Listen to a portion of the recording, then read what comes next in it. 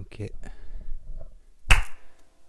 Hello à toutes et à tous, j'espère que vous allez merveilleusement bien. Je suis très content de vous retrouver aujourd'hui sur cette nouvelle vidéo.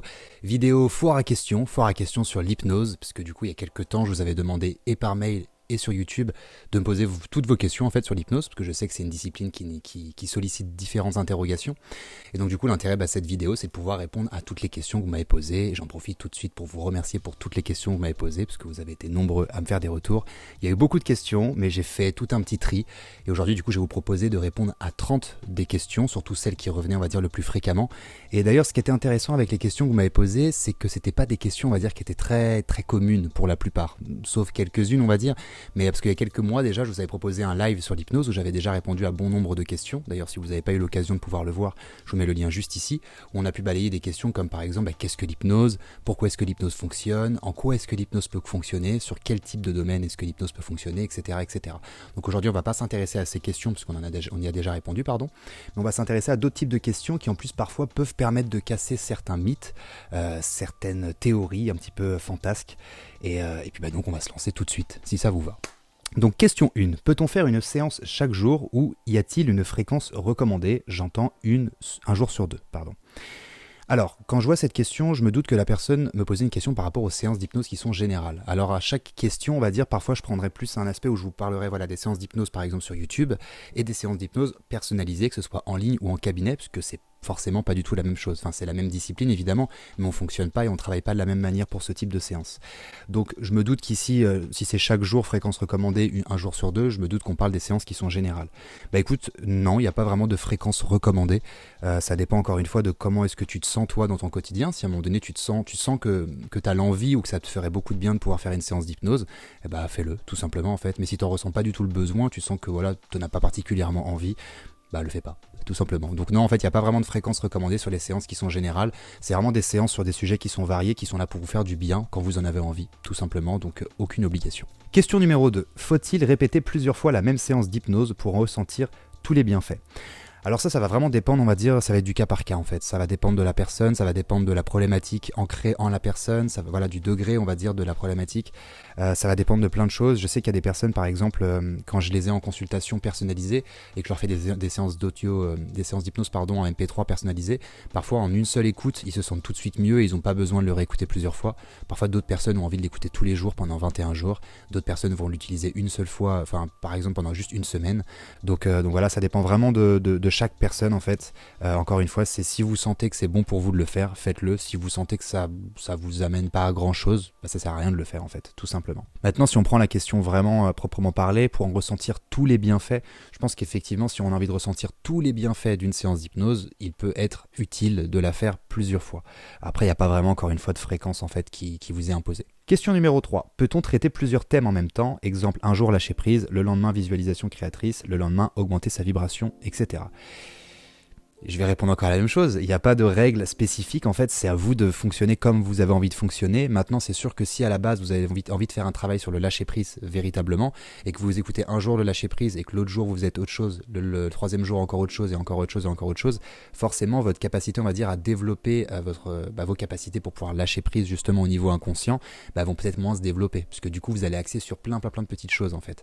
En fait, c'est un petit peu comme tout, j'ai envie de dire. Si on se focalise sur plein de petites choses, on va évoluer progressivement sur toutes ces choses-là, mais on va pas évoluer très rapidement. Par contre, si on focalise un maximum d'attention sur un seul et même aspect, ça va beaucoup plus vite. Donc si on va dire ta priorité, c'est vraiment le lâcher prise, dans ce cas-là, essaye peut-être de faire plusieurs jours d'affilée si tu ressens le besoin et l'envie de faire une séance sur le lâcher prise, et puis une fois que tu sens que tu es OK avec ça, peut-être du coup passer sur autre chose, sur un autre type de séance. Également pour des hypnothérapeutes différents, il y avait ça dans la question, j'avais oublié. Ça pareil, c'est en fonction de vos propres ressentis. Si vous sentez que c'est bien pour vous de pouvoir écouter différentes voix, différents types de discours, parce qu'on n'a pas forcément la même élocution d'un hypnothérapeute à un autre, faites-le tout simplement. Si par contre vous sentez que ça vous gêne quand vous êtes par exemple sur un travail spécifique, sur une séance spécifique, si vous sentez que ça vous gêne un petit peu de travailler avec une autre voix, évitez de le faire tout simplement. Là encore une fois, c'est vraiment propre à chacun. Question 4. Pour la visualisation créatrice, dans l'hypothèse où on visualise sans problème, faut-il refaire régulièrement la séance ou faut-il la faire 2 ou 3 fois et puis on s'arrête et on attend? Alors pour la visualisation créatrice, je vais répondre à moitié à cette question. Pourquoi ? Parce que je vous avais déjà proposé une vidéo sur la visualisation créatrice où on a parlé des différentes techniques pour réussir par soi-même à visualiser. Je vous mets un petit lien juste là.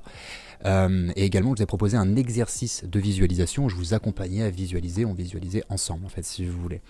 Mais en fait, dans la vidéo justement où j'explique en quoi est-ce que la visualisation peut être efficace, je parle à un moment donné d'une vision. Et en fait, si vous voulez, pour moi, la visualisation, elle est utile parce qu'elle peut nous permettre d'augmenter notre niveau vibratoire, de nous mettre sur la fréquence de ce qu'on souhaite attirer dans notre réalité ou sur le chemin qu'on souhaite arpenter dans notre vie par rapport à l'objectif qu'on s'est fixé, si vous voulez. Donc, à partir du moment où vous vous sentez dans cette vibration, où vous êtes bien, où vous êtes bien dans vos pensées, vous êtes bien dans vos actions, vous êtes bien dans vos émotions, vous sentez que vous êtes aligné sur ce chemin par rapport à ce que vous voulez visualiser, ça sert pour moi pas à grand chose de visualiser tout le temps. Le but de la visualisation, c'est de faire comprendre quelque chose à votre inconscient pour que lui, il automatise ces choses-là pour vous mettre sur le cap, si vous voulez, ou sur le chemin plutôt, et que vous puissiez trouver votre cap. Donc, à partir du moment où vous vous sentez bien que votre inconscient, il est OK, je vois pas trop l'intérêt, si vous voulez, de créer une visualisation tous les jours. Si vous avez une vision, pour moi, c'est largement suffisant et c'est ce qui va vous permettre d'attirer ce que vous voulez dans votre vie.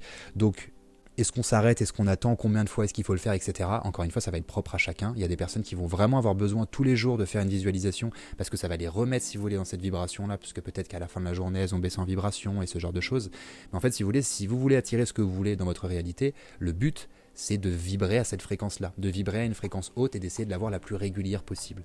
Donc si pour vous, avoir cette fréquence régulièrement, ça vous nécessite une visualisation par jour, faites-le. Si pour vous, c'est pas nécessaire, ne le faites pas, tout simplement. Question 5. En tant que personne guidée en hypnose, y a-t-il des astuces pour laisser le mental de côté, lâcher prise et être à fond dans la transe pour en profiter au maximum ?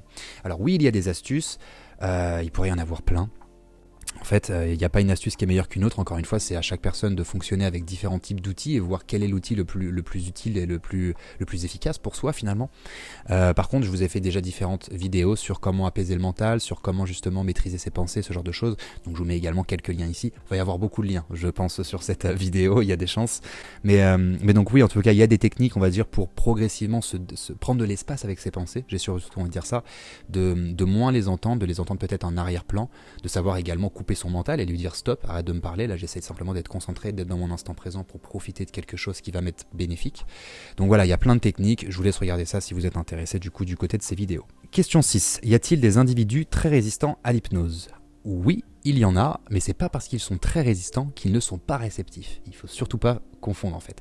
En fait, oui, il y a des personnes qui ne sont pas du tout réceptifs à l'hypnose, mais c'est un cas minime. Je vous vois déjà arriver, les très résistants, me dire ah oui, moi j'arrive pas. Non, je parle pas de vous, je parle des psychopathes. Enfin, peut-être que je parle de vous, mais je pense pas. Enfin, peut-être. Bref, on a compris. En fait, si vous voulez, les psychopathes, ce sont des personnes qui simplement, on les appelle les psychopathes parce qu'ils n'ont pas développé leur cerveau, on va dire, émotionnel, ou plutôt la partie de leur cerveau qui va gérer leurs émotions. Comme pour entrer en hypnose, on modifie un état de conscience, ça demande forcément à pouvoir, on va dire, jongler avec différents types d'états de conscience. Et pour pouvoir avoir accès à ces différents états de conscience, il faut qu'on ait ce qu'on appelle notre cerveau, un peu vulgairement d'ailleurs, notre cerveau limbique, qui soit, on va dire, correctement développé. Pour les psychopathes, c'est pas le cas, tout simplement. Donc, pour une personne lambda, elle a une partie du cerveau qui est le cerveau limbique, on va dire, mais encore une fois, c'est métaphorique. Et donc, du coup, elle peut rentrer sans problème dans une séance d'hypnose. Après, il y a des personnes qui sont plus résistantes. Pourquoi ? Parce que c'est peut-être des personnes qui vont plus se méfier de la discipline de l'hypnose si elle ne la connaît pas. Et en soi, c'est plutôt sain, je trouve, quand on ne connaît pas quelque chose, de ne pas se plonger corps et âme dans quelque chose que l'on ne connaît pas. Peut-être se méfier également des autres humains, peut-être se méfier parfois des hypnotiseurs. Ça peut arriver également que certaines personnes ont un peu peur des personnes qui pratiquent l'hypnose, ce que je peux également comprendre, quand on ne connaît pas la discipline du moins. On ne sait pas à quoi s'attendre et puis il y a tellement de choses qui sont véhiculées parfois à la télévision, ce genre de choses, et on se fait en fait une image qui est faussée finalement de l'hypnose, surtout de l'hypnose thérapeutique. Donc oui, il y a des personnes qui peuvent être très résistantes à l'hypnose, mais après ça c'est justement à l'hypnotiseur de contourner les résistances. C'est son boulot en fait, tout simplement. Enfin la plupart du temps quand une personne elle vient nous voir et qu'elle dit voilà, j'aimerais bien changer ça dans ma vie, en général quand elle veut se faire aider, c'est parce qu'elle a essayé par elle-même de changer ça dans sa vie et elle n'y arrive pas. Donc en fait elle veut être accompagnée au changement si vous voulez. Donc nous on va identifier les résistances du sujet et puis on va dire développer certains mécanismes pour contourner les résistances que cette personne n'arrive pas à contourner par elle-même. C'est tout l'intérêt finalement d'aller voir un hypnothérapeute. Après également il peut y avoir d'autres, on va dire, choses qui peuvent créer de la résistance chez un sujet. Je pense notamment à quand j'étais en formation d'hypnose, il y a une personne qui était policière et qui intervenait en fait dans des cas d'urgence et parfois la nuit, à n'importe quel type d'heure. Et en fait c'était une personne qui du coup devait être en permanence alerte, si vous voulez. Donc son inconscient, forcément, avait beaucoup de mal à lâcher prise. Quand on voulait l'amener dans un état de transe pour l'amener à lâcher prise et à être pleinement dans son instant présent et à se laisser guider par la voix, il y a toujours une partie d'elle qui a besoin d'être éveillée au cas où s'il y a quelque chose, finalement, pour laquelle elle devrait intervenir. Donc pour cette personne, pour le coup, elle était très résistante à l'hypnose, mais c'est normal parce que c'est un peu ces structures, finalement, qui l'ont imposé à devenir comme ça. Après, bien évidemment, on pourrait faire un travail là-dessus en hypnose, mais bon, là, voilà, c'était pas vraiment la question. Question 7. Pourquoi ai-je l'impression que ça n'a aucun effet sur moi alors que je me laisse complètement guider ? C'est cool parce que du coup j'ai créé une structure des questions qui font que ça découle et que c'est assez logique, on va dire, l'ordre dans lequel sont les questions. Ouais, je suis un petit peu fier de moi, ouais, ça peut m'arriver également. Donc en fait, je pense que si tu penses que ça n'a aucun effet sur toi, ça veut sûrement dire que tu as fait des séances d'hypnose qui sont générales, peut-être sur YouTube, et que tu n'as peut-être pas été accompagné par une personne physiquement, par un hypnothérapeute en cabinet par exemple. Et en fait, c'est ça que je vous invite à faire quand vous sentez que vous êtes particulièrement résistant à l'hypnose et que vous avez l'impression que ça vous fait rien. Bah forcément, pour le mental, il faut qu'il y ait une preuve qu'on est bien dans un état d'hypnose. Donc il faut qu'on sente intérieurement qu'on n'est pas dans notre état de conscience habituel, si vous voulez. Pour des séances qui sont générales, bah encore une fois, c'est des séances qui sont générales. Donc les suggestions sont ouvertes, c'est des suggestions qui doivent correspondre à peu près à tout le monde, mais c'est pas personnalisé en fait. Et quand vous êtes très résistant à l'hypnose, bah très souvent il vous faut quelque chose de véritablement personnalisé. Surtout en fait pour que vous accédiez à un état de conscience hypnotique finalement qui serait bénéfique pour que vous puissiez sentir que vous êtes dans un état particulier, identifier cet état, peut-être même identifier comment est-ce que vous avez accédé à cet état, pour que peut-être par vous-même vous puissiez reproduire cet état ou le retrouver avec une autre voix, peut-être sur internet, sur une séance générale qui vous semble agréable, parce que du coup vous connaissez déjà la porte d'accès si vous voulez à cet état d'hypnose et vous n'avez plus qu'à vous laisser guider maintenant que vous le connaissez. Mais ça peut être très important pour certaines personnes qui sont résistantes de vraiment expérimenter un état de conscience d'hypnose, enfin un état de conscience modifié, pardon, et donc hypnotique. Et donc là, dans ces cas-là, peut-être aller voir un hypnothérapeute en cabinet. Pourquoi je vous conseille un cabinet ? Parce que en ligne, ça fonctionne très bien également, mais en ligne, on n'a pas accès finalement à certaines informations. Il y a des leviers qu'on n'a pas sur les séances d'hypnose en ligne, qu'on a forcément quand on est en physique, parce que quand on est en physique, on peut tout de suite observer de quelle façon est-ce que la personne réagit à nos suggestions, comment est-ce que tout le corps réagit. On a différents leviers qu'on ne peut pas utiliser sur des séances en ligne, donc je vous recommande vraiment d'aller en cabinet pour ce type de personnes qui sont résistantes du coup. Question 8. Serait-il possible de décrire l'état de réceptivité idéal ? État de réceptivité idéal. Alors je pense que chacun a un état de réceptivité idéal, et c'est ça aussi le boulot de l'hypnothérapeute, c'est de comprendre quel type de suggestions sont plus efficaces pour un sujet précis, et puis du coup il va axer principalement sur ce type de suggestions. Maintenant, il n'y a pas un état de réceptivité idéal pour tous. Ça n'existe pas. On a tous des fonctionnements qui sont très différents. Par exemple, je sais pas, en séance d'hypnose, il y a des personnes qui vont être très réceptifs aux métaphores. Ça va très bien fonctionner pour eux. Les changements vont s'agencer très rapidement au niveau inconscient. Et puis d'autres personnes, il va falloir utiliser, par exemple, des suggestions négatives paradoxales. Il va falloir utiliser de la négation. Tu n'es pas obligé tu n'es pas obligé de te mettre à penser à ça. Tu n'es pas obligé d'imaginer. On va devoir utiliser la négation pour contourner la résistance du sujet. Donc en fait, il n'y a pas d'état de réceptivité idéale. J'ai envie de dire, c'est vraiment à hypnothérapeute, je mets un petit peu la chose dans le même sac, on va dire, de pouvoir justement trouver l'état de réceptivité idéal pour son sujet et l'accompagner du coup vers ce type de réceptivité à chaque séance pour qu'il puisse changer le plus rapidement possible. Question 9. Je n'arrive pas à visualiser ce qu'on me suggère, par exemple une porte, rien ne vient. Alors, il me semble qu'il y a quelque chose qui s'appelle la fantaisie, il me semble, qui est en fait une incapacité à pouvoir créer des images mentales. Ça rejoint un petit peu ce que je vous ai dit précédemment, alors non pas que ces personnes sont des psychopathes, rien à voir, mais c'est simplement peut-être une partie du cerveau qui ne s'est pas vraiment bien développée. Pourquoi ? Parfois c'est à cause de croyances limitantes, parfois on a un parent, parfois on a un prof qui nous a par exemple dit que l'imagination c'était pour les bisounours, ça servait à rien du tout dans la vie, et donc du coup le cerveau il a entendu cette croyance et il s'est dit ah bon, ça sert à rien que je développe cette partie de mon cerveau alors. Et donc du coup ces personnes-là parfois n'ont pas du tout développé leur imaginaire. Maintenant je pense que si notre cerveau est normalement constitué de base de naissance, on peut tous développer notre imaginaire. Pour moi, l'imaginaire, c'est un muscle en fait finalement. Il y a des personnes qui vont être très musclées physiquement, il y a des personnes qui vont être très musclées peut-être intellectuellement, et peut-être des personnes également qui vont être très musclées au niveau de leur imaginaire. Selon moi, plus on apprend à imaginer, plus on a l'habitude de visualiser, plus on fait de l'auto-hypnose, plus on fait de la méditation, plus on fait tout ça, plus notre imaginaire il se développe et ça devient de plus en plus simple pour nous d'imaginer quasiment n'importe quoi en fait, de pouvoir créer vraiment des scénarios mais très spécifiques, très détaillés, les yeux fermés. Ça devient de plus en plus simple. Maintenant, comment est-ce que si tu n'arrives pas toi à imaginer quelque chose, comment est-ce que tu peux t'entraîner du coup à muscler cet imaginaire ? Même si tu n'arrives pas par exemple à juste visualiser une porte, le plus simple c'est de t'entraîner avec ce que tu vois véritablement en fait. Ça me paraît le plus sensé. Par exemple, moi là derrière, j'ai une porte de garage. Si par exemple je regarde cette porte de garage et que je ferme les yeux, je suis très facilement capable de pouvoir me la re-représenter à l'intérieur de mon cerveau, au niveau de mon imaginaire si vous voulez, parce que je viens de la voir. Un peu comme si tu prends une photo, tu fermes les yeux et tu te remets la photo. Tu essaies de voir de plus en plus de détails, tu regardes, tu refermes les yeux, tu revois de plus en plus de détails, etc. etc. Et après peut-être que tu peux commencer à imaginer, les yeux fermés, que ce portail, tu le changes de couleur. Peut-être que tu changes la poignée, que tu imagines qu'il y ait, je sais pas, des fleurs dessus, qu'il y ait des dessins dessus, qu'il y ait d'autres choses. Et en fait, progressivement, tu vas prendre quelque chose de très simple pour toi de te représenter visuellement parce que tu l'as en face de toi. Et après, tu vas y ajouter de plus en plus de détails. Et à force de faire ça, tu vas muscler ton imaginaire. Et peut-être que d'ici 3 jours, tu seras dans ton lit, tu pourras fermer les yeux et réimaginer ce portail-là. Et peut-être qu'au lieu d'imaginer un portail, tu vas imaginer une porte, ou peut-être la porte d'un ascenseur, d'un avion, peu importe quoi, tu vas peut-être rentrer dans l'avion, etc., etc. Et après, c'est vraiment à vous en fait de jouer avec votre imaginaire et de vous entraîner, tout simplement, parce que pour moi, il y a vraiment un entraînement à l'imagination, véritablement. C'est d'ailleurs quelque chose qu'on a un petit peu, beaucoup trop même, mis de côté durant notre éducation. C'est quelque chose qui est très souvent muselé. Très souvent, on nous a très souvent dit que l'imagination, ça servait quasiment à rien. Moi, par exemple, on m'a toujours appelé Pierrot la Lune quand j'étais petit, parce que j'étais toujours dans mon imaginaire. Je manquais beaucoup d'ancrage quand j'étais petit, pour le coup. Et ça a été quelque chose de très presque critiqué, en fait. Alors qu'aujourd'hui, notamment dans mon métier, je me rends compte que c'est extrêmement utile d'avoir un imaginaire qui est très développé, finalement. Parce que c'est grâce à mon imaginaire que je peux créer les séances d'hypnose que je crée. Donc Pierrot la Lune, Pierrot la Lune, ça me va. Question 10. Quels sont les différents types d'hypnose et leurs spécificités, ericksoniennes, etc. Alors effectivement, il y a différents types d'hypnose, mais si vous voulez, pour moi, c'est les mêmes outils à qui on a donné un nom différent parce qu'il y a une sorte de spécialité qui est différente. Je vais vous donner un exemple. L'hypnose ericksonienne, c'est de l'hypnose qui est axée sur les métaphores. L'hypnose humaniste, c'est de l'hypnose qui est axée sur le fait de développer son niveau de conscience. Sauf que l'hypnose ericksonienne peut avoir également, à travers les métaphores, l'idée de pouvoir développer un niveau de conscience, etc., etc. La nouvelle hypnose, ça va beaucoup être sur le côté technique, le côté suggestion. Et en fait, finalement, pour moi, quoi qu'il arrive, l'hypnose, c'est quoi ?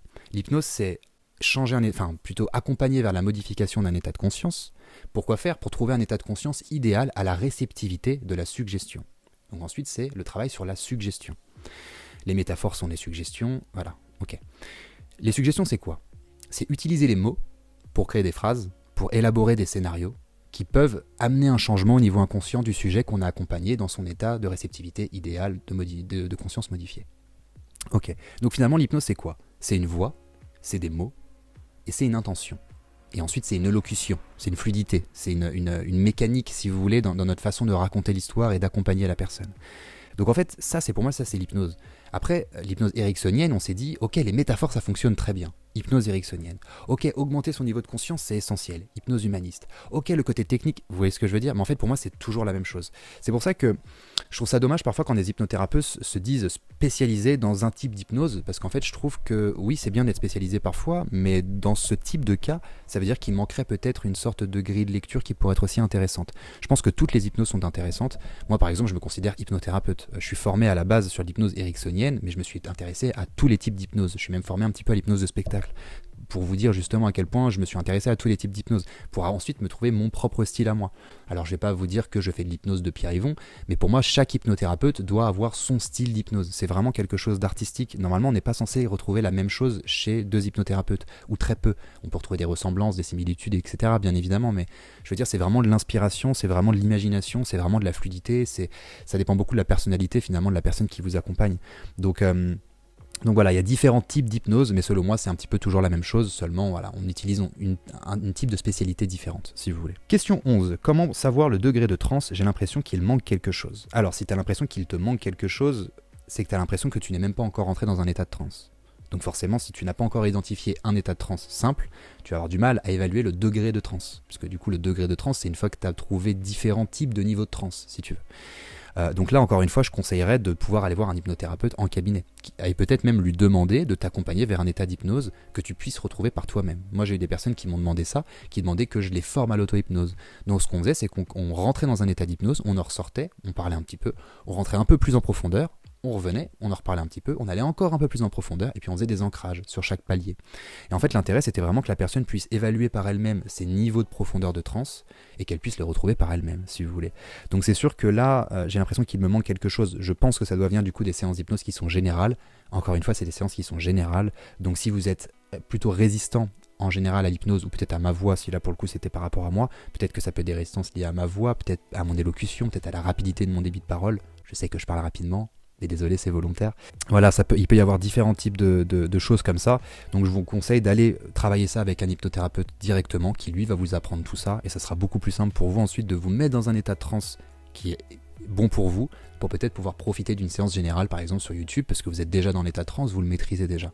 Là, ça peut être véritablement intéressant. Question 12. Puis-je accéder à mes archives akashiques grâce à l'hypnose? Alors, je me souviens de qui a posé cette question, parce que c'est pas tous les jours qu'un guérisseur Maya vous pose des questions sur l'hypnose, ce que je trouve génial. Alors, il me semble que archives akashiques, ce sont des mémoires par rapport à nos ancêtres et ce genre de choses. Peut-être que je dis une bêtise, mais en même temps, ça va me permettre de rejoindre un petit peu cette idée de pouvoir voyager à travers d'autres vies, à travers l'hypnose. Théoriquement, oui, c'est possible. Est-ce que moi je le fais? Non. Mais en tout cas, je pense que c'est possible. Pourquoi? Parce que nous avons forcément une âme avec... Enfin, forcément. Vous prenez pas, ok, qui a parcouru ces différents types d'expériences, et aujourd'hui vous êtes dans cette expérience, dans ce corps physique, dans cet environnement, etc., etc. Donc, potentiellement, une partie de vous a conscience de ce qui a pu se passer dans d'autres vies. Je fais comme ça parce que du coup je pensais vie antérieure, mais très souvent on dit vie antérieure, selon moi c'est plus une question de vie parallèle, parce que l'espace et le temps, c'est des notions qui sont très relatives. Merci Einstein. Donc oui, je pense que ça peut nous permettre, on va dire, de voyager à travers nos mémoires. Maintenant, il y a une question éthique aussi qui se pose, c'est pourquoi le faire. Et là, c'est propre et c'est libre à chacun. À titre perso, moi, je ne le fais pas et je suis pas particulièrement intéressé. J'ai pris conscience forcément dans mon expérience qu'il y a des choses qui m'aspirent véritablement, il y a des choses qui m'intéressent véritablement, et donc je me doute que c'est parce que j'ai dû avoir d'autres vies dans ce type d'aspect qui fait que j'ai encore une trace et une volonté vraiment par rapport à ce type de choses dans ma vie, pour rester très flou. Mais si vous voulez, j'ai pas véritablement envie de savoir par exemple qu'est-ce qui a pu se passer dans mes vies antérieures en détail, parce que peut-être qu'il m'est arrivé des choses également dramatiques, peut-être que j'avais des phobies, peut-être qu'il y avait ce genre de choses en fait qui n'étaient pas du tout bonnes pour moi, et que j'ai peut-être pas envie de m'en souvenir, parce que ça va peut-être développer des nouvelles croyances qui vont être limitantes et qui vont pas forcément m'intéresser. Donc comme déjà dans cette vie, dans cette matrice sur Terre, on a déjà, on va dire, tous notre lot de souffrance à des échelles différentes bien évidemment, mais forcément la vie nous amène parfois on va dire à nous confronter à certaines difficultés, et donc j'ai pas forcément envie de me souvenir de toutes les difficultés par lesquelles sont passées mon âme. J'ai pas forcément, à titre personnel en tout cas, envie de m'en souvenir. Mais sinon dans l'idée, oui, je pense que c'est possible. Il y a certaines personnes qui se sont spécialisées là-dedans. Je pense que si vous regardez sur internet, vous allez pouvoir trouver beaucoup de choses, notamment sur l'hypnose quantique. Et puis voilà. Question 13. L'hypnose et l'auto-hypnose sont-elles aussi efficaces l'une que l'autre? Je suis complètement convaincu par l'auto-hypnose, mais je n'ai jamais pratiqué avec quelqu'un. En bref, le fait de pouvoir être guidé par une tierce personne peut-il renforcer la concentration, la visualisation, ou est-ce similaire? Excellente question, je suis très content qu'on me l'ait posée également. Alors, je vais essayer de vous donner une réponse qui est complète. Quand vous êtes en hypnose guidée, vous êtes avec un spécialiste qui sait exactement comment vous guider, premièrement, et qui sait exactement ce vers quoi vous guidez, parce qu'il vous a compris que c'est son métier. Quand vous êtes en train de faire de l'auto-hypnose, il faut que vous ayez une certaine expérience dans votre capacité à modifier par vous-même votre état de conscience, premièrement, et ensuite il faut que vous ayez de l'expérience dans le fait de pouvoir agencer un changement par vous-même une fois que vous êtes dans un état de conscience modifié. Ok. Donc finalement, l'auto-hypnose, est-ce qu'elle peut être aussi efficace que l'hypnose?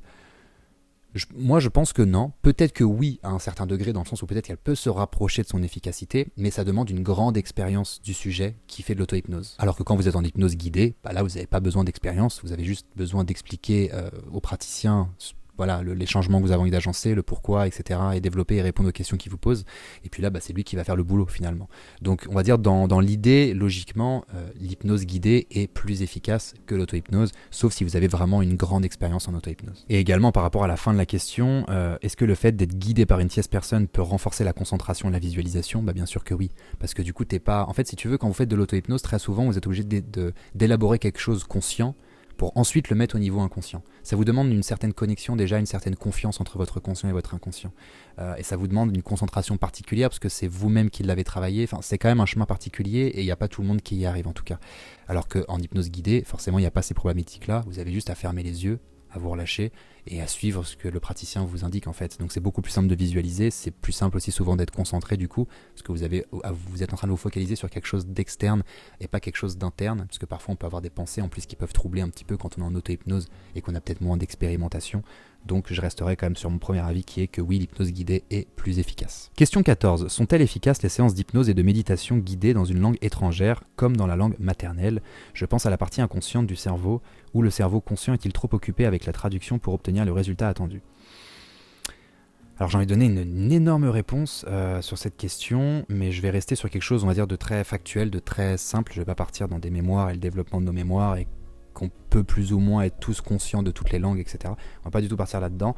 Je vais partir sur une chose très simple. Je dirais non et oui en même temps. C'est-à-dire que si tu connais très bien la langue étrangère, par exemple si tu es bilingue, si par exemple, je sais pas, tu parles très facilement, intuitivement en anglais par exemple, et que tu penses en anglais et que tu rêves en anglais, bah là oui, il n'y aura aucun problème pour toi pour que tu puisses faire de l'hypnose en anglais par exemple. Ça va très bien fonctionner, ton inconscient comprend très bien le code, le langage finalement de cette langue, et ça va très bien fonctionner. Seulement si pour toi tu es obligé de te créer un cheminement de traduction, forcément ton inconscient il va être obligé de faire ce mouvement-là, en fait il va être perturbé finalement par ce mouvement-là, et donc ça va perdre en efficacité.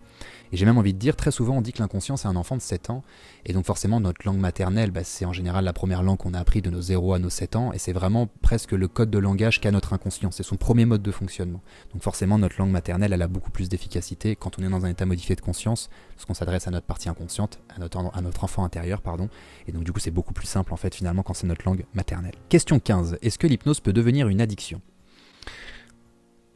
Bizarre cette question. Enfin, addiction, alors je vais essayer de prendre la question telle qu'elle est posée. Je pense que c'est est-ce qu'on peut devenir addict à l'hypnose, enfin l'hypnose guidée, parce qu'il ne faut pas oublier quand même, enfin plutôt il faut garder en tête que l'hypnose, tout est hypnose en fait, puisque tout est suggestion et que les suggestions sont une forme d'hypnose. Donc par exemple tous les domaines artistiques sont une forme d'hypnose en fait si vous voulez. Donc est-ce qu'on peut devenir addict à l'art à une certaine mesure? Est-ce que ça va vous faire du mal? Pas forcément. Si ça devient obsessionnel et que vous êtes artiste, ça peut être une bonne chose. Peut-être que ça va vous peut-être pas générer du bien-être toujours, on va dire, surtout si c'est une obsession, mais du moins ça peut peut-être vous amener vers la réalisation de ce que vous souhaitez. Bref, je m'écarte un peu de la question. Est-ce que l'hypnose à proprement parler peut devenir une addiction? Je ne pense pas. Après, j'ai envie de dire, si ça devient une addiction, ça devient une bonne addiction. Pourquoi? Parce que quand vous êtes dans un état d'hypnose, vous êtes dans un état de conscience où vous avez une sécrétion automatique d'endorphine, qui est une des hormones du bonheur, vous avez une sécrétion automatique de sérotonine, qui est l'autre hormone du bonheur. Si vous faites de la visualisation pour l'atteinte d'un objectif, vous allez solliciter de la dopamine, qui est une autre hormone du bonheur. Et si vous faites des séances d'hypnose par rapport à votre sentiment d'appartenance ou par rapport à l'attachement ou par rapport à d'autres liens que vous êtes en train d'entretenir, vous êtes en train de développer de l'ocytocine, la 4e hormone du bonheur. Donc si vous voulez, l'hypnose à proprement parler, même si on fait une séance d'hypnose pour rien du tout, ça va vous faire du bien, parce que ça va sécréter des neurotransmetteurs qui vont vous faire que vous allez vous sentir mieux après la séance d'hypnose, si vous voulez. Donc en soi, si ça devient une addiction, c'est une très bonne addiction, j'ai envie de dire. Maintenant, est-ce que ça peut en devenir une? À une certaine mesure, je pense qu'on peut devenir addict à certaines voies, mais je pense que ça ne tient pas dans le temps. Peut-être que je me trompe. Moi, je sais que parfois, quand il y a des personnes qui me captivent, c'est vrai que j'ai tendance à vouloir consommer beaucoup, à comprendre un petit peu tout ce qu'ils font, comment ils pensent, etc. Voilà, je m'intéresse à plein de choses comme ça. Et puis très souvent, une fois que j'ai eu le catalogue de ces réponses-là, c'est très souvent que je passe à autre chose. Après, ça c'est moi, c'est ma personnalité, je fonctionne comme ça. Peut-être que d'autres non. Donc peut-être que ça peut devenir une addiction, je pense pas véritablement à proprement parler, dans le sens où le cerveau va pas créer des cheminements pour vous obliger, si vous voulez, à consommer de l'hypnose. Ça m'étonnerait qu'il y ait des personnes qui n'arrivent pas, par exemple, à dormir si elles n'ont pas leur dose d'hypnose par jour. Hein, si vous voulez, un petit peu comme un héroïnomane serait complètement barge s'il a pas sa dose. Non, ça fonctionnerait pas du tout de la même manière, on est bien d'accord. Donc à une certaine mesure, et puis si c'en est une, c'est quoi qu'il arrive une bonne addiction. Question 16. Est-ce que l'hypnose peut guérir les blessures de notre âme? Blessures de notre âme. Je pense que tu fais référence au livre de Lise Bourbeau, Les 5 blessures qui empêchent d'être soi-même. Si c'est ce à quoi tu fais référence, la réponse est oui, parce que du coup on peut travailler sur nos blessures. Je vais pas parler de blessures de l'âme, parce que du coup c'est pas vraiment les blessures de l'âme, en fait c'est plus les blessures c'est plus ce qui est venu expérimenter notre âme et qui s'est manifesté comme des blessures inconscientes qui nous obligent à porter un masque de façon inconsciente et qui fait qu'on n'est pas nous-mêmes, si vous voulez. C'est ça plutôt le cheminement qu'explique ce livre-là. Donc oui, l'hypnose peut nous aider à guérir. Dans quel sens? Dans le sens où on peut travailler sur le rejet, on peut travailler sur l'abandon, on peut travailler sur l'humiliation, on peut travailler sur la trahison, on peut travailler sur l'injustice. Sans aucun problème en hypnose, bien évidemment. Donc la réponse est oui. Question 17. Je souhaite savoir si l'hypnose permet de sortir d'un schéma répétitif tel que la dépendance affective. Bah du coup oui, puisque du coup on parlait précédemment de la blessure d'abandon, et très souvent la dépendance affective est liée à la blessure d'abandon. Donc forcément oui, on peut travailler sur ce système de dépendance affective. Pourquoi ? Parce qu'on va mettre en lumière les systèmes, si vous voulez, qui créent cette dépendance affective. Donc le mental va se mettre à jour par rapport à comment est-ce que ça fonctionne. On va dire le conscient de la personne va mieux se comprendre finalement, ce qui est extrêmement important pour éviter d'avoir retourné dans les mêmes schémas. Et du coup, l'inconscient, on va le reprogrammer pour qu'il évite de reproduire ces schémas. On va couper ces schémas, on va les changer, on va les modifier, si vous voulez. Donc la réponse est oui. Question 18. Après avoir fait une séance d'hypnose, combien de temps après peut-on avoir des résultats ? Ça va dépendre de chaque personne. Ça rejoint un peu ce qu'on avait vu au tout début de cette vidéo. Ça dépend vraiment. Il y a des personnes qui vont avoir des résultats tout de suite. Il y a des personnes qui vont avoir des résultats au bout de 10 jours, au bout de 20 jours, au bout d'un mois. Ça m'est même arrivé, par exemple, pour vous donner un exemple factuel, d'une personne que j'ai accompagnée vers l'arrêt du tabac. J'ai fait une séance. Le lendemain, elle m'a envoyé un message en me disant ça n'a pas fonctionné puisque du coup je refume. Je me suis dit mais merde, c'est dommage. Et puis elle m'a envoyé un message un mois après en me disant qu'elle avait arrêté de fumer naturellement par elle-même et qu'elle était hyper satisfaite et hyper fière d'elle. Est-ce que l'hypnose en est pour quelque chose ? Je pense. Et mon ego est assez d'accord avec ça, si vous voulez. Non, mais je dis ça pourquoi ? Parce que c'est une personne qui essayait d'arrêter de fumer depuis plusieurs années, qui n'y arrivait pas. Donc finalement, elle a réussi 30 jours après avoir fait sa séance d'hypnose. Donc parfois, ça agit aussi par décalage. Donc finalement, il n'y a pas de temps précis, en fait. Ça dépend de chaque personne, ça dépend de beaucoup trop de paramètres, en fait. Question 19. L'hypnose est-elle une nouvelle forme de langage ou un nouveau code pour reprogrammer notre subconscient ? Alors ce serait un peu presque prétentieux de pouvoir dire oui factuellement. Mais en tout cas, c'est l'idée. J'allais dire, l'hypnose, c'est la discipline qui s'intéresse à l'état modifié de conscience et qui s'intéresse au changement, notamment à travers le fait de reprogrammer, même si j'aime pas trop ce terme et que je l'utilise quand même, le subconscient de l'individu qui est accompagné, si vous voulez. C'est un peu ça l'idée de l'hypnose. C'est en tout cas l'étude que réalisent, on va dire, beaucoup de personnes qui font de l'hypnose. C'est d'essayer de comprendre comment est-ce que ça fonctionne. Donc c'est une étude. Et en fait, on est en train d'utiliser, si vous voulez, des codes, des langages, des façons d'amener les mots, donc la suggestion, des façons de créer des images mentales, de créer des représentations, de créer des émotions chez l'individu qui vont amener un changement. Donc finalement, oui, c'est une forme finalement de codification de certains mécanismes qui peuvent amener le subconscient à être reprogrammé, si vous voulez. Oui, on pourrait dire oui du coup, mais il y aura encore une fois beaucoup d'autres choses à dire, vous vous doutez bien. Question 20. Lorsque je fais tes séances d'hypnose, souvent je m'endors au bout de même pas 5 minutes, et parfois je ne me réveille qu'à la fin, et parfois de temps en temps. Est-ce que c'est quand même efficace ? J'ai essayé de changer les horaires, mais c'est pareil. Et comme du coup je ne me souviens pas de ce que j'ai entendu, je me demandais si ça marchait ou si mon esprit se bloquait. Alors, plusieurs réponses par rapport à cela. Très souvent, quand on s'endort dans une séance d'hypnose, on ne tombe pas en sommeil profond instantanément. On passe d'abord par des phases de sommeil lent, ce qui est assez standard. Quand on est dans ces phases-là, notre inconscient il perçoit toujours les sons extérieurs. Et puis il les entend et il les prend ou il les prend pas. Donc oui, même si vous vous endormez dans une séance d'hypnose qui par exemple dure 30 minutes, vous allez quand même en tirer des bénéfices. Maintenant, c'est vrai qu'il y a certaines séances où parfois je vous demande, on va dire, d'être conscient, d'être attentif, parce que du coup il faut suivre ce que je suis en train de vous dire, parce que parfois, je pense notamment à la séance quand je vous amène à rencontrer une partie inconsciente de vous. Forcément, si vous êtes en train de dormir, consciemment, vous allez rencontrer personne. Votre inconscient, peut-être que lui, il va faire son petit chemin et qu'il va rencontrer et qu'il va avoir certaines ressources qu'il va pouvoir tirer de tout ça. Mais vous, consciemment, vous en saurez rien, si vous voulez. Donc, sur certaines séances, c'est important d'être concentré, c'est important d'être disponible consciemment par rapport à qu'est-ce qui se passe au niveau inconscient à travers la séance d'hypnose. Mais c'est pas toujours nécessaire. Et du coup, ça me permet tout de suite de faire le pont sur le fait que parfois vous ne souvenez pas de ce que vous avez entendu et si vous vous demandez si ça marchait ou pas. Alors très souvent, ça dépend des hypnothérapeutes, mais en tout cas pour ma part, la réponse est oui. Moi, je crée des mécanismes d'amnésie que j'ai découvert il y a quelques temps et que je continue encore à étudier très souvent.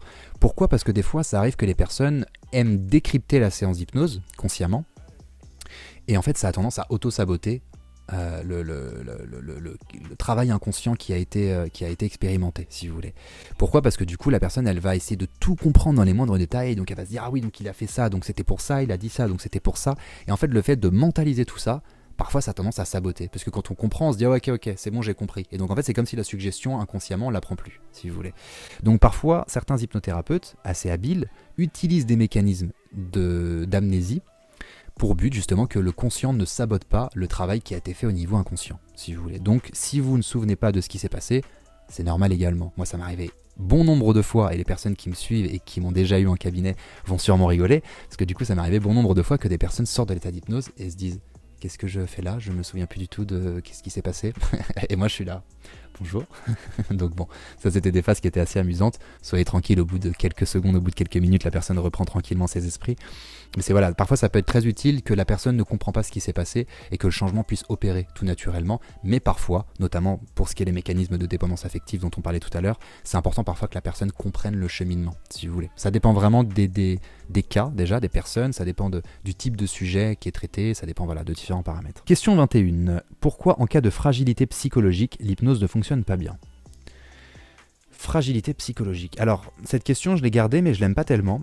Pourquoi ? Parce qu'en fait, c'est A plus B égale C, en fait, cette question. C'est-à-dire que en cas de fragilité psychologique, l'hypnose ne fonctionne pas bien. Et ça, c'est faux, en fait. C'est pas parce que vous êtes fragile psychologiquement, et encore là, on pourrait définir ce qu'est la fragilité psychologique, parce que chaque personne aurait un avis différent là-dessus. Mais c'est pas parce que, je vais prendre par exemple, imaginons que vous êtes en train d'expérimenter quelque chose de très difficile dans ce moment dans votre vie, donc vous êtes peut-être fragile, on va dire, émotionnellement et donc psychologiquement, donc on pourrait parler de fragilité psychologique. L'hypnose, alors elle peut ne pas très bien fonctionner parce que peut-être que vous allez avoir du mal à vous concentrer, peut-être que vous allez avoir du mal à écouter une autre personne, donc là c'est possible. Mais en même temps, parfois, justement, c'est quand la personne est un petit peu vulnérable qu'elle peut rentrer beaucoup plus facilement dans une expérience d'hypnose parce que très souvent, elle est en demande d'aide, si vous voulez. Donc en fait, le présupposé de cette question est faux, premièrement. Et donc du coup, c'est difficile de répondre à la question parce que pourquoi est-ce que ça fonctionnerait pas bien ? Voilà, on pourrait plus se dire ça. En cas de fragilité psychologique, est-ce que l'hypnose ne fonctionnerait pas bien ? Et si oui, pourquoi ? Ça, ce serait plus une question logique. Voilà, que je vous ai dit, difficulté de concentration, difficulté d'écouter la personne. Peut-être que l'inconscient également, s'il est dans une période, on va dire, où il est en train de faire des travaux particuliers parce qu'il se met à jour sur une situation qui est vraiment pas simple à expérimenter, il peut ne pas du tout avoir envie de réceptionner des suggestions qui viennent d'une autre personne. C'est également possible. Encore une fois, il y a plein de mécanismes inconscients. Ce serait bien trop long de pouvoir tout expliquer ici. Question 22. Existe-t-il des contre-indications à l'hypnose ? Contre-indication à l'hypnose. À l'hypnose à proprement parler, non, il n'y a pas de contre-indication à l'hypnose. Il y aurait peut-être, je pourrais dire par exemple à certains praticiens qu'il y a des contre-indications dans leur façon de pratiquer l'hypnose. Mais par contre, en tant que sujet qui réceptionne de l'hypnose, il n'y a pas vraiment de contre-indication, si ce n'est être disponible, être dans l'accueil des suggestions et être OK avec le fait d'être là, en fait, et d'être disponible. Je dis ça pourquoi ? Parce que des fois, ça m'est arrivé qu'il y a des personnes qui ont été poussées par leur mari ou leur femme et qui ne voulaient pas particulièrement être là. Et donc là, la démarche est différente et donc le travail est différent forcément. Mais donc non, il n'y a pas vraiment de contre-indication à l'hypnose. Question 23. Est-ce que l'on peut être hypnotisé contre sa volonté ? Excellente question. Alors, la réponse c'est non, parce que là on va prendre vraiment l'hypnose formelle, c'est-à-dire le fait de faire une séance d'hypnose. On ne peut pas être hypnotisé contre sa volonté. Par exemple, je pense à l'hypnose de spectacle. Si vous ne voulez surtout pas faire quelque chose, déjà consciemment vous allez bloquer la suggestion, et même votre inconscient, si moralement ça lui va pas, il va bloquer encore plus la suggestion. Et donc là, vous n'allez pas du tout pouvoir rentrer dans l'expérience. Par exemple, si vous rencontrez quelqu'un et vous dit qu'il est hypnotiseur et que vous avez surtout pas envie qu'il vous hypnotise, il n'y arrivera pas. Ne cherchez même pas en fait, parce que vous avez mis en place des mécanismes de résistance tellement puissants et peut-être même au niveau inconscient que pour que cette personne réussisse à vous hypnotiser, il faut qu'elle passe un certain temps avec vous. Sauf que si vous n'avez pas envie qu'il vous hypnotise, vous n'allez pas passer de temps avec lui. Donc finalement, ça ne va pas être possible. Donc non, on ne peut pas être hypnotisé contre sa volonté. Maintenant, il faut retenir encore une fois que l'hypnose, qu'est-ce que c'est ? C'est de la suggestion. C'est de l'habilité parfois justement dans la façon de proposer un message à travers les mots. Donc maintenant, est-ce qu'il vous est déjà arrivé, par exemple, de recevoir une suggestion qui venait de l'extérieur, qui vous a généré une croyance qui est devenue limitante pour vous ? La réponse est très probablement oui, donc vous avez été hypnotisé contre votre volonté. À un certain degré, j'entends bien. Vous n'avez pas fait une séance d'hypnose qui a été dure pour vous, mais vous avez réceptionné une suggestion qui vous a créé une croyance limitante. Donc finalement, l'hypnose, encore une fois, pour moi, elle est partout. Beaucoup de choses sont hypnotiques, dans le sens où des suggestions, on en reçoit partout, on en reçoit des milliers à la seconde presque. Et donc c'est important aussi de comprendre un petit peu ces états, pour moi, pour pouvoir du coup se prévenir des suggestions extérieures, pour pouvoir créer certaines barrières parfois lorsque c'est nécessaire, ou pour pouvoir accueillir plus facilement et plus rapidement lorsque c'est également intéressant. Donc à un certain degré, oui, contre notre volonté, on peut recevoir des suggestions. Peut-être pas être hypnotisé, mais en tout cas recevoir des suggestions qu'on ne veut pas, à un certain degré, oui. Question 24. Sais-tu si l'on utilise l'hypnose pour déterminer la culpabilité d'un suspect ?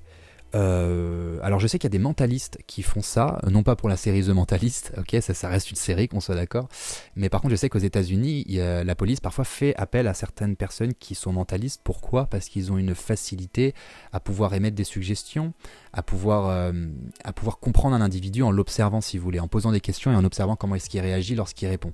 Un hypnotiseur expérimenté également pourra le faire. Donc à une certaine mesure, oui, je pense qu'une personne qui est très qualifiée en hypnose ou en mentalisme pourra assez facilement calibrer un individu, c'est-à-dire le comprendre très facilement juste en l'observant, etc., et savoir de quelle façon lui parler et ce genre de choses. Maintenant, déterminer la culpabilité d'un suspect, c'est encore autre chose, parce que j'ai envie de vous dire, je sais pas comment dire, si vous avez fait une connerie par exemple, et que du coup vous êtes coupable, imaginons, et qu'on veut vous détecter, c'est possible qu'il y ait une part inconsciente de vous que vous avez réussi à convaincre que c'était pas vous en fait. Et donc là ça va être beaucoup plus difficile de prouver votre culpabilité, parce que même vous allez peut-être pas être conscient à 100% que c'est vous. Je sais pas si vous voyez ce que je veux dire. Et donc là on part encore dans autre chose. Donc je ne sais pas, non, si on l'utilise, je pense que ça peut être efficace. Effectivement, ça pourrait être efficace, en tout cas que certains policiers se forment à l'hypnose. Oh non, je retire ce que j'ai dit, j'ai pas du tout envie de ça. Je retire ce que j'ai dit. Oubliez cette suggestion. Mais bon voilà, je pense que vous avez compris un petit peu le message. Question 25. L'hypnose de spectacle. Je souhaiterais savoir comment fonctionne la mise en hypnose dans ces cas-là et si tu es capable de la pratiquer. Alors, capable de la pratiquer en théorie, oui. Pourquoi ? Parce que j'ai été formé. Maintenant, combien de jours j'ai été formé ? 2 jours. Je me suis très peu entraîné. Donc, j'utilise juste des inductions parfois d'hypnose de spectacle dans mes accompagnements à domicile, puisque maintenant, j'ai plus de cabinet depuis le début du premier confinement. Ça m'arrive très souvent, par exemple, qu'une personne se pense résistante. Et donc, du coup, je vais très vite lui faire un effet hypnotique très rapide pour qu'elle comprenne tout de suite qu'en fait, elle est réceptive. Il n'y a pas de souci, quoi. Juste pour qu'elle s'enlève cette croyance-là. Et ensuite, je lui demande de s'asseoir. Et là, on va faire une séance d'hypnose qui est beaucoup plus formelle, si vous voulez. Juste pour casser cette croyance-là, finalement, de ça fonctionne pas sur moi. Donc comment est-ce que ça fonctionne, la mise en pratique d'une hypnose de spectacle ? En fait c'est le même outil si tu veux que l'hypnose thérapeutique, seulement il faut que ce soit spectaculaire, donc il faut que ça aille vite. Donc si tu veux, l'hypnotiseur de spectacle, en fait lui il n'a pas d'intérêt à prendre tout son temps à accompagner une personne et à l'hypnotiser en prenant son temps. C'est pas du tout son objectif. Son objectif c'est de faire de quelque chose d'impressionnant, de spectaculaire. Donc par exemple il va avoir sa scène où il va y avoir 1000 personnes. Sur ces 1000 personnes, qu'est-ce qu'il va faire ? Il va faire un test de réceptivité. Alors c'est vraiment un test de réceptivité, mais je mets un test parce qu'il a un double objectif. C'est tester votre réceptivité, mais c'est de gonfler votre réceptivité également. Donc par exemple, il va vous faire ce fameux test, avec les doigts comme ça, avec la vis qui passe, hop, et les doigts qui se touchent et puis qui peuvent plus se décoller. Et en fait, très souvent, par exemple, quand il va faire ce test-là, sur 1000 personnes, il va peut-être y avoir 10%. Donc 100 personnes, des personnes qui vont rentrer dans ce truc-là. De ces 100 personnes-là, il va faire, maintenant on va faire un deuxième test. On va faire ce test-là. Il va faire un deuxième test, peut-être que sur ces 100 personnes-là, il y a peut-être, 40 personnes qui vont être réceptives. Donc 4% finalement. Et ces 40 personnes-là, il va les faire monter sur scène. Et quand elles arrivent sur scène, qu'est-ce qui se passe ? Il leur fait dors, et les personnes elles s'endorment. Et là on se dit waouh, il l'a endormi en 1 seconde, c'est impressionnant. En fait, il l'a pas endormi en 1 seconde. Il a créé un test de réceptivité où il a boosté sa suggestibilité. Ok ? Il a fait un deuxième test où il a encore plus boosté la réceptivité de l'individu. Et comme la personne a déjà subi 2 tests d'affilée, elle est déjà sous hypnose. Quand elle arrive sur scène, vous le savez pas, mais elle est déjà sous hypnose. Donc lui, il a juste à lui dire dors, et elle va dormir. Un peu comme si moi, si vous voulez, au bout d'1 heure d'accompagnement thérapeutique, j'ai déjà bien compris comment la personne fonctionnait, et que je vais lui envoyer une suggestion, et que la suggestion, elle va la prendre tout de suite. Pourquoi ? Parce que j'ai déjà travaillé le terrain, si vous voulez. Là, c'est pareil pour un hypnotiseur de spectacle. Vous le voyez pas parce que c'est le but, en fait. C'est pas que vous vous intéressez à ça. Le but, c'est juste que vous soyez impressionné. Mais en tout cas, voilà, il y a ces mécanismes-là. Quand la personne arrive sur scène, la plupart du temps, elle est déjà sous hypnose. Donc lui, l'hypnotiseur, il a juste à faire une rupture de pattern assez simple. Par exemple, il va lui dire bonjour, ça va. Il va prendre sa main, il va la tirer fort. Ça fait une rupture de pattern, puisque du coup, l'inconscient de l'individu s'y attend pas.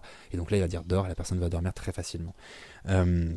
Donc voilà, un petit peu pour répondre à cette question de l'hypnose de spectacle. Question 26. Étant joueuse de poker, je pratique l'hypnose avec une thérapeute et aussi en séance collective. J'ai réglé beaucoup de blessures émotionnelles grâce à cela. Je me demandais si l'hypnose pouvait sublimer nos résultats. En ce sens, je ne réussis pas à rester concentré plus de 2 heures en tournoi. C'est vite dommageable malgré les intentions claires et précises.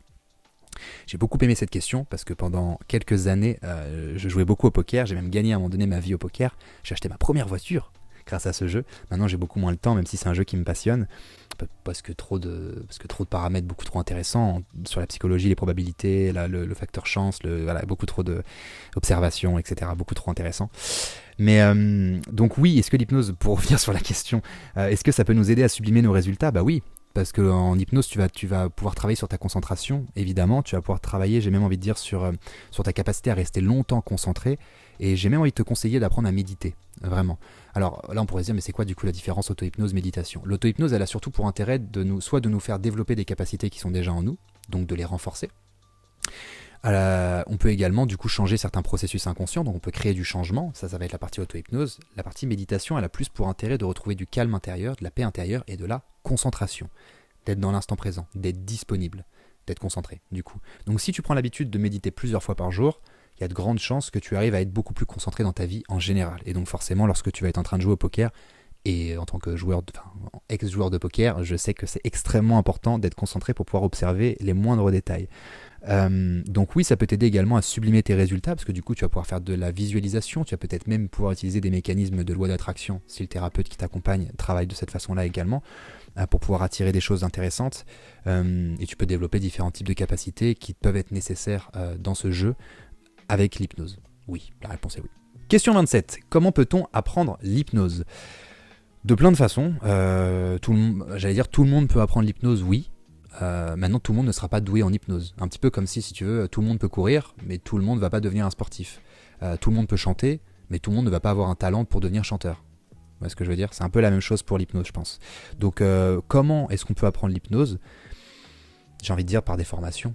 Des formations, je conseille les formations physiques. Évidemment, je déconseille de lire un bouquin et ensuite d'aller ouvrir un cabinet. Il y en a qui le font, je déconseille. C'est intéressant de prendre les bouquins pour étoffer ses connaissances et ses outils, mais peut-être pas pour se former à quelque chose. Je trouve ça un petit peu gros. Je déconseille également les formations en ligne sur l'hypnose. D'ailleurs, on m'a souvent demandé si j'allais créer des formations en ligne sur l'hypnose. Je pense que j'en créerai, mais dans des domaines spécifiques. Je ne ferai pas de formation en ligne pour devenir hypnothérapeute. Ça me semble ridicule. Pourquoi ?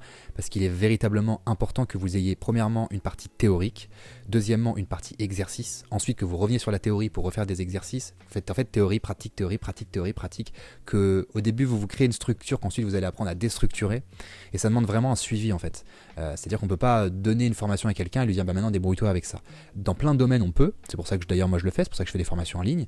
Mais par contre je pense que pour l'hypnose c'est spécifique, ça demande vraiment un suivi du prof, ça demande à ce que la personne vous observe, puisse vous dire bah non, fais plus ça comme ça, ou fais plus ça comme ça, etc. Qu'elle puisse vous suivre, comprendre comment est-ce que vous travaillez l'hypnose, qu'elle puisse vous accompagner dans le perfectionnement de votre propre style pour accompagner d'autres personnes dans un état modifié de conscience. Donc voilà, pour répondre à cette question. Question 28. Comment choisir une bonne école ? Ça dépend ce que tu entends par une bonne école. Comment la choisir ? J'ai envie de te dire, intéresse-toi à toutes les écoles d'hypnose, toutes, et essaie de voir celle qui te parle le plus. Parce que de toute façon, tu vas vite t'apercevoir qu'en hypnose, on va beaucoup te parler de l'inconscient, forcément, et que ton inconscient, il y a aussi ton intuition dans ton inconscient. Et donc forcément, ton intuition, elle sait qu'est-ce qui est bon pour toi, elle sait où il est bon pour toi d'aller. Donc intuitivement, j'ai plus envie de te dire ça. J'ai plus envie de dire, intuitivement, écoute-toi sur l'école qui, toi, te paraît la plus adaptée pour toi, tout simplement. Maintenant, si moi, je devais recommander une école d'hypnose, je recommanderais l'Arche, bien évidemment, sans aucune hésitation. Je me suis pas fait former à l'Arche, pour ceux qui se demandent. J'ai découvert cette école, et j'ai même découvert d'ailleurs Kevin Finel quand j'étais en maître praticien en hypnose. Je connaissais pas du tout ça avant. Et c'est en tout cas les travaux que ces personnes-là proposent sur leur chaîne YouTube ou sur leur site internet, ou plein d'autres choses qu'ils mettent en place. Notamment, il y a un pôle de recherche justement sur l'hypnose. Ils ont créé à un moment donné Hypnologie pour comprendre vraiment, comme si c'était la science de l'hypnose finalement. Donc je trouve ça vraiment passionnant en fait, les travaux qui sont effectués dans cette école.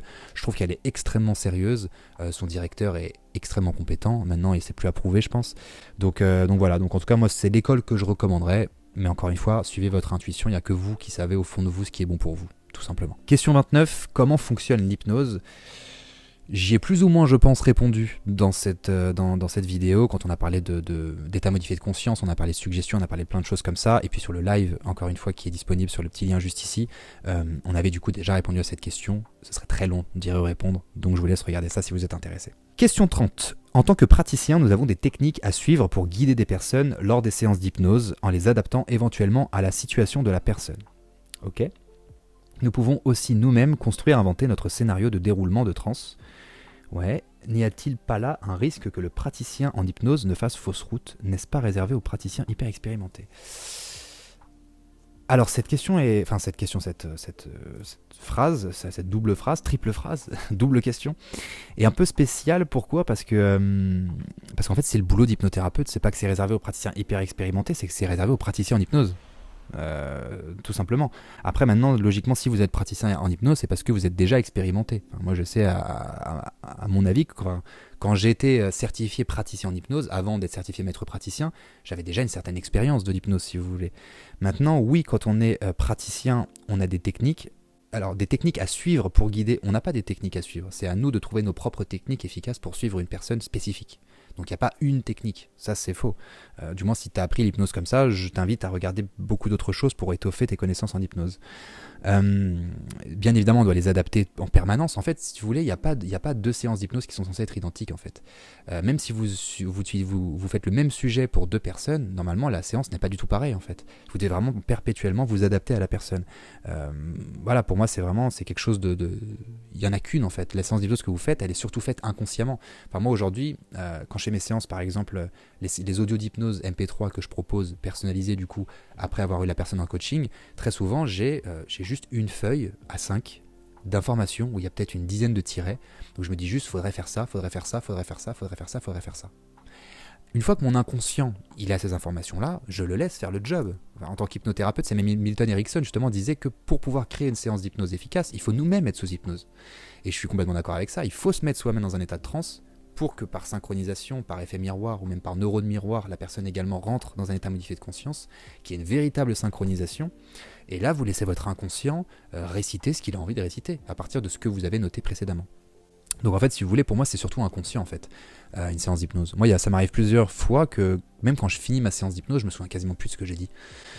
C'est peut-être trouvé ça bizarre, mais c'est parce que c'était véritablement inconscient en fait. Donc nous pouvons, en même temps je relis la question, voir si j'ai rien oublié. Nous pouvons aussi nous-mêmes construire, inventer notre scénario de déroulement de transe. Ça oui, évidemment, c'est notre boulot. N'y a-t-il pas un risque que le praticien ne fasse fausse route? Ça oui, il y a un risque qu'on fasse fausse route, bien évidemment, mais très souvent si on fait fausse route, c'est parce que la personne ne nous a pas donné les bonnes informations.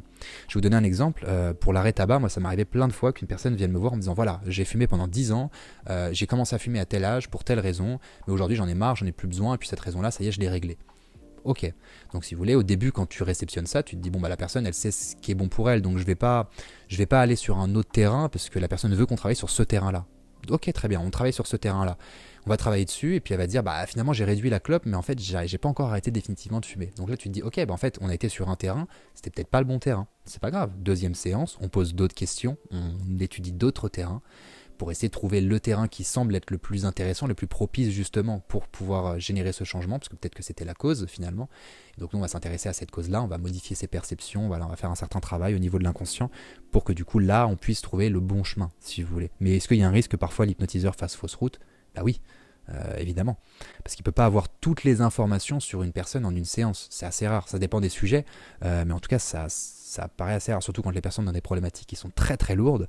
Très souvent il faut plusieurs séances parce qu'on va étoffer notre connaissance du sujet et on va savoir exactement sur quel bon terrain aller, quelles suggestions utiliser, comment accompagner cet individu, etc. Et finalement de séance en séance ça va devenir de plus en plus efficace. Et donc voilà, on est arrivé déjà à la fin de cette vidéo, enfin déjà, elle est longue je sais, mais en même temps il y avait quand même 30 questions, ça faisait beaucoup d'informations. Bah écoutez, en tout cas, j'espère que ça vous a plu. Si c'est le cas, n'hésitez pas du coup à liker la vidéo, à me partager tout ce que vous voulez me partager en commentaire, notamment si vous avez d'autres questions par rapport aux questions qui ont été posées, ou encore si vous avez d'autres questions qui n'ont pas été posées, posez-les-moi en commentaire. Comme d'habitude, j'irai bien évidemment les voir et je vous répondrai. Pensez à vous abonner si ce n'est pas déjà fait. Pensez à partager la vidéo si vous pensez que ça peut intéresser d'autres personnes qui s'intéressent à l'hypnose peut-être et qui se posent des questions sur l'hypnose, ça peut peut-être les intéresser. Et puis quant à moi, je vous retrouve sur la prochaine vidéo qui sortira de ma chaîne. Donc je vous dis à très vite, prenez bien soin de vous et ciao.